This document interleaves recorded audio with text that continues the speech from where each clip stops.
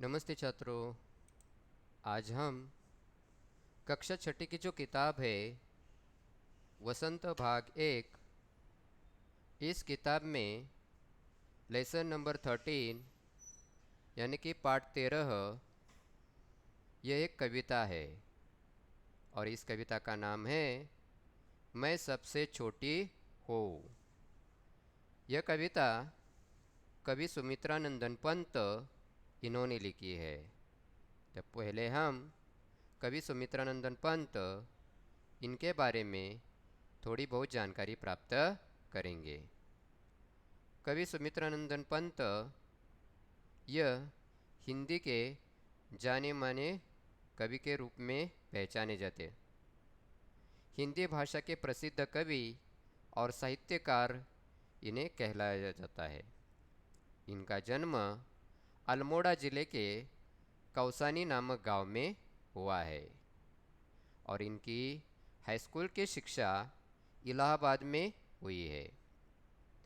कवि सुमित्रानंदन पंत इन्होंने कई काव्य रचनाओं का लेखन किया है और उन्हीं काव्य रचनाओं में से यह कविता ली गई है जिसका नाम है मैं सबसे छोटी हूँ।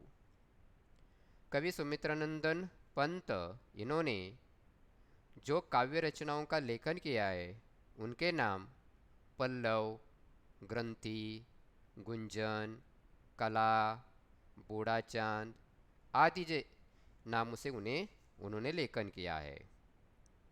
तो ये प्रसिद्ध कवि सुमित्रानंदन पंत को कई पुरस्कारों से भी सम्मानित किया गया है।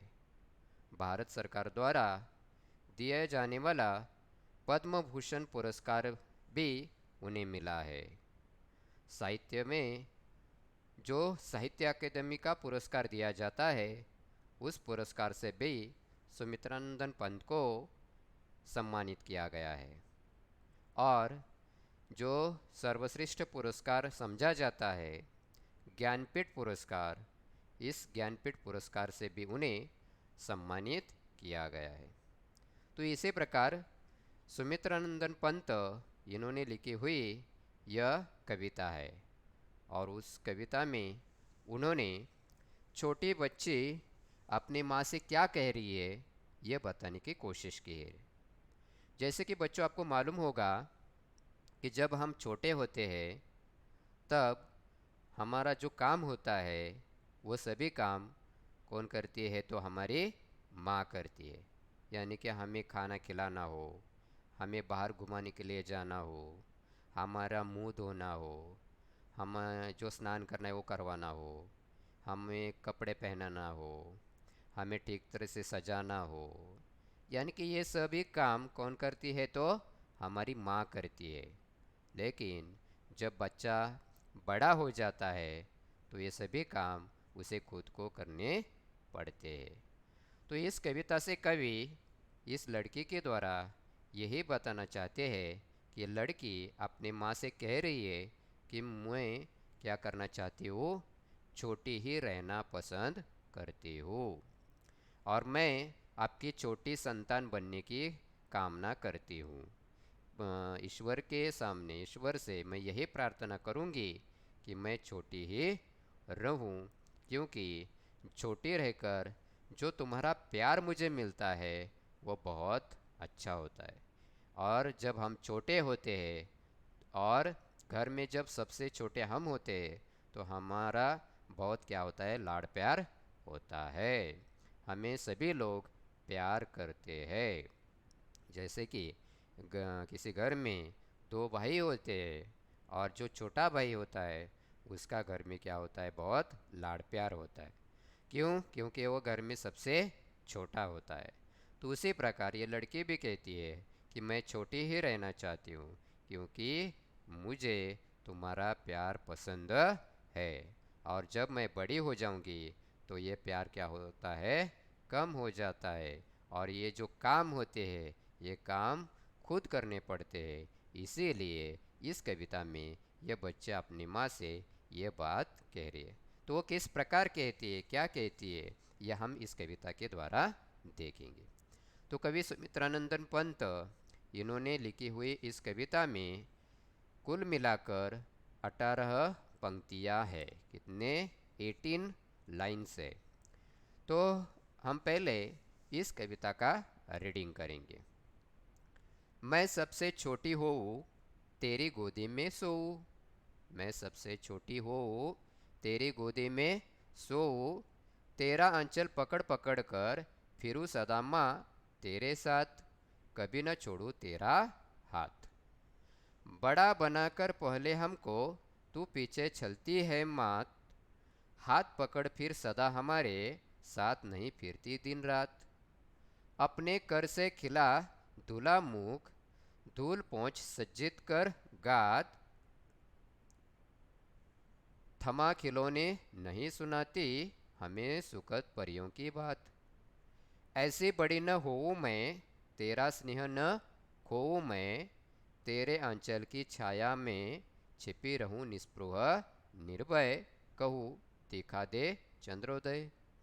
तो इसी प्रकार ये कविता कवि सुमित्रानंदन पंत इन्होंने लिखी है। और कवि सुमित्रानंदन पंत हमें यही कहना चाहते हैं कि मैं सबसे छोटी हूँ तेरी गोदी में सो।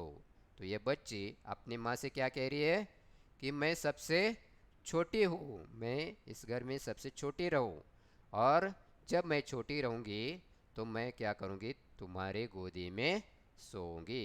यानी कि माँ जब अपना छोटा बच्चा होता है तो उसे अपने गोद में लेकर क्या करती है? सुलाने का काम करती है, और वो बच्चा माँ की गोदी में सो जाता है। तो इसी प्रकार ये लड़की कहती है कि मैं हमेशा छोटी रहना चाहती हूँ। क्यों?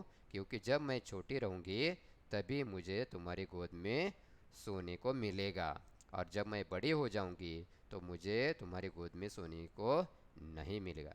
इसीलिए वो यही कामना करती है, यही इच्छा रखती है, यही विनती करती है कि मैं क्या रहूँ? सबसे छोटी ही रहूँ। तेरा आंचल पकड़ पकड़ कर फिरूं सदा माँ तेरे साथ, कभी न छोड़ू तेरा हाथ। तो इस पंक्ति में कवि क्या कहते हैं?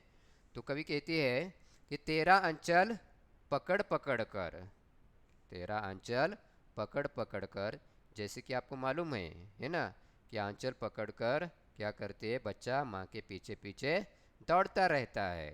तो ये बच्चे कहते कि तेरा आंचल पकड़ पकड़ कर फिरूं सदा माँ तेरे साथ, यानी कि जब तुम कभी बाहर घूमने के लिए चली जाओगी तो तुम्हारा हाथ पकड़कर, तुम्हारा आंचल पकड़कर मैं क्या करूँगी? तुम्हारे साथ बाहर घूमने के लिए आ जाऊँगी। ऐसे बच्चे यहाँ अपनी माँ को कहती है।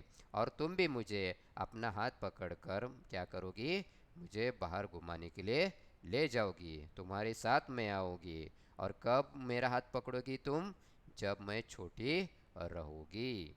और जब मैं बड़ी हो जाओगी तो मेरा हाथ तुम पकड़कर चलोगी क्या? नहीं। इसीलिए मैं यही कामना करती हूँ कि मैं छोटी ही रहूँ, और छोटी रहने के बाद तुम मेरा छोटा हाथ पकड़कर मुझे तुम्हारे साथ बाहर घूमने के लिए ले जाओगी। बड़ा बनाकर पहले हमको तू पीछे चलती है मात, यानी कि कवि कहती है कि बड़ा बनाकर, है ना, अपनी माँ क्या करती है? अपने बच्चों को पाल पोस कर बड़ा करती है ना। हाँ, उसे देखती है, संवारती है, सजाती है, खिलाती है, पिलाती है। ये सब करते हुए अपनी माँ अपने बच्चों को क्या करती है? बड़ा करती है। और बड़ा होने के बाद हाँ, तू पीछे चलती है मात, यानी कि बड़ा हो जाने के बाद माँ अपने बच्चे का क्या करती है? साथ छोड़ देती है। यानी कि जब बच्चा छोटा होता है तो माँ उसके पीछे पीछे दौड़ती रहती है, उसके साथ रहती है। लेकिन जब बच्चा बड़ा हो जाता है तो उस बच्चे का साथ छोड़ देती है, मतलब उस बच्चे को अकेले ही बाहर जाना पड़ता है। माँ उसके साथ जाती है क्या? नहीं। यानी कि जब तक बच्चा छोटा होता है तब तक ही माँ उसके साथ रहती है, लेकिन जब बच्चे बड़े हो जाते हैं तो माँ उसका साथ छोड़ देती है, मतलब उस बच्चे को अकेले ही बाहर जाना पड़ता है। तो इसी प्रकार ये बच्चे क्या कहती है कि जिस प्रकार मैं बड़ी हो जाऊंगी तो तुम मेरा साथ छोड़ दोगी और मुझे अकेले ही बाहर जाना पड़ेगा। और इसीलिए मैं क्या करना चाहती हूँ कि मैं छोटी ही रहना चाहती हूँ, मैं सबसे छोटी ही रहना पसंद करती हूँ। ऐसे यह बच्ची अपनी माँ को कहती है। आगे वो कहती है, हाथ पकड़ फिर सदा हमारे, हाथ पकड़ फिर सदा हमारे, साथ नहीं फिरती दिन रात। यानी कि जब हम बड़े हो जाते हैं तो तुम, यानी कि वो लड़की अपनी माँ से कहती है, बच्चा अपनी माँ से कहती है कि जब हम छोटे होते तो तुम हाथ, हमारा हाथ पकड़कर दिन हो रात हो ये कभी भी हमारे साथ ही चलती हो और हमारा हाथ पकड़कर हमें ले जाती हो। लेकिन जब हम बड़े हो जाते हैं तो हमारा जो हाथ पकड़ती थी सदा, वह हाथ पकड़ना क्या करती है, छोड़ देती है। यानी कि हमारे साथ हाथ पकड़कर फिरती नहीं है, चाहे वो दिन हो चाहे वो रात हो। यानी कि जब बड़े हो जाते हैं बच्चे तो माँ बाप उनके साथ होते हैं क्या, नहीं, बच्चे को खुद की स्कूल में जाना पड़ता है, खुद स्कूल से आना पड़ता है, या गांव में जब वो घूमने के लिए चला जाता है तो अकेले ही जाना पड़ता है, अकेले ही आना पड़ता है। लेकिन जब हम छोटे होते हैं तब हमारे साथ कौन ना कौन बड़ा व्यक्ति रहता है। तो बच्चे कहते हैं कि जब हम बड़े हो जाएंगे तो तुम मेरा दिन रात घुमाने के लिए मेरे साथ नहीं रहोगी और तुम मेरे साथ मेरा हाथ पकड़कर घूमने के लिए नहीं आओगी। और इसीलिए मैं यही कामना करती हूँ कि मैं छोटी ही रहूं। लड़की आगे कहती है कि अपने कर से खिला धुला मुख, धूल पोंछ सज्जित कर गात, थमा खिलौने नहीं सुनाती हमें सुखद परियों की बात। यानी कि क्या कहती हो, अपने कर से खिला, कर से खिला मतलब, यानी कि कर मतलब हाथ, यानी कि जब हम छोटे होते हैं तो माँ क्या करती है, अपने हाथों से उस बच्चे को खाना खिलाती है ना। उसी प्रकार वो उसका जो मुंह मुख होता है, मतलब मुंह होता है, वो धोती धुलाती है, साफ करती है ना। उसके मुंह पर जो धूल होती है वो पोंछती है, उसे ठीक तरह से सजाती है, सज्जित कर यानी कि सजाती है ना, सजा कर बाहर ले जाती है, उसे खेलने के लिए खिलौने देती है। और बचपन में हमारी माँ हमें रात को सोते समय क्या करती है, कुछ कहानियाँ सुनाती है, लोरियाँ सुनाती है। तो वो कहानी किसकी होती है, परियों की कहानियाँ होती है। यानी कि इस प्रकार हमारी देखभाल, हमारा ख्याल रखने का काम कौन करती है, तो हमारी माँ करती है। और इसीलिए ये लड़की कहती है कि जब हम बड़े हो जाएंगे तो ये सभी काम किसे करने पड़ेंगे, खुद को करने पड़ेंगे। यानी कि ये जो खाना खाना है वो मुझे खुद खाना पड़ेगा, मेरा हाथ पैर मुंह मुझे खुद धोने पड़ेंगे, मुझे खुद खुद सजना पड़ेगा। मुझे बड़े होने के बाद तुम लोरी या कहानी नहीं सुनाओगी। और इसीलिए मैं यही कामना करती हूँ कि मैं हमेशा के लिए क्या रहूँ, छोटी ही रहूँ और मैं सबसे छोटी ही हूँ, क्योंकि तुम्हारी ये सभी बातें मुझे पसंद लगती है।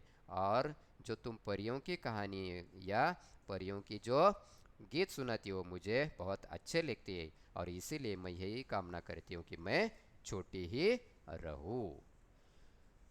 लड़की आगे कहते कि ऐसी बड़ी न होऊं मैं, तेरा स्नेह न खोऊं मैं। तो मैं इस प्रकार बड़ी नहीं होना चाहती, यानी कि मैं ऐसी बड़ी नहीं हो, मैं मतलब मैं इस प्रकार बड़ी नहीं होना चाहती। क्यों, क्योंकि बड़े होने के बाद मेरा मुझे जो आपका प्यार मिलता है, स्नेह मिलता है, वह स्नेह क्या हो जाएगा, कम हो जाएगा, यानी कि खोऊंगा, यानी कि खो दूंगी। और इसीलिए मुझे तुम्हारा प्यार, तुम्हारा स्नेह मुझे खोना नहीं है। और इसीलिए मैं यही चाहती हूँ कि मैं तुम्हारे स्नेह से या प्यार से दूर न जाऊँ, या तुम्हारा प्यार तुम्हारा स्नेह खो न दूँ। इसीलिए मैं छोटी ही रहना चाहती हूँ, मैं बड़ी बनना नहीं चाहती हूँ। और मुझे इसी प्रकार बड़ी बनकर ये स्नेह प्यार खोना नहीं है। ऐसे बच्चे अपनी माँ को यहाँ कहती।